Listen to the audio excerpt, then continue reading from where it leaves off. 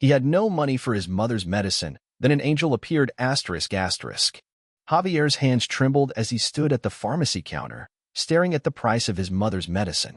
The numbers on the screen blurred as he tried to make sense of them. $213. It might as well have been a fortune. He swallowed hard, glancing down at the few crumpled bills in his hand. "I'm sorry, sir, but without full payment, we can't process the order," the pharmacist said, her voice sympathetic but firm. Javier nodded, forcing himself to stay composed. "I understand," he murmured, stepping away from the counter. His mother, Rosa, had been his entire world since his father passed away years ago. She had worked tirelessly to put food on the table, sacrificing everything to give him a chance at a better life. Now, in her old age, she was the one in need, and he couldn't bear to see her suffer. Her heart condition was worsening, and without her medication, the doctor had warned, time was running out. Javier had done everything he could, picked up extra shifts at the auto shop, sold his watch, even skipped meals, but it wasn't enough. With only $47 in his pocket, he was still hopelessly short. He stepped outside the pharmacy and slumped onto the cold bench, burying his face in his hands. The city bustled around him, cars honked, people rushed past, oblivious to the storm raging inside him. A soft voice interrupted his despair. "Are you all right, young man?" Javier looked up to see an elderly woman standing before him. Her silver hair was neatly tucked under a knitted hat, and she carried a small shopping bag. Her eyes, warm and kind, searched his face.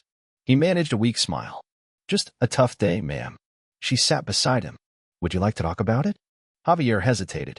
He wasn't used to sharing his burdens with strangers, but something about her, her gentle presence, the way she reminded him of his own mother, made him open up.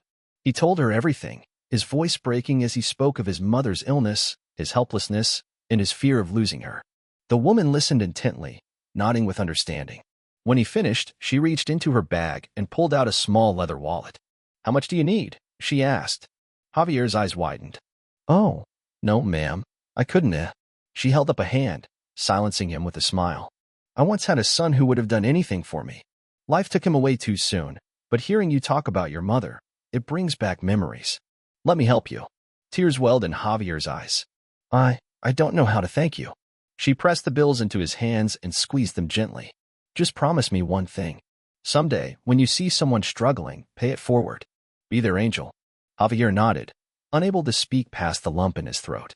When he returned to the pharmacy and handed over the money, the pharmacist gave him a knowing smile, as if she, too, understood the weight of kindness. As he clutched the medicine in his hands, relief flooded through him. That night, as he gave his mother the medicine, she held his face in her frail hands. "You've always had a good heart, Mijo," she whispered. He thought of the woman at the bench, the stranger who had changed his life in an instant. And in that moment, he made a vow. Someday, he would be someone's angel, just as she had been his. Because sometimes, miracles don't come with wings. Sometimes, they appear in the kindness of strangers, in the warmth of an unexpected gesture, in the love that binds us all together.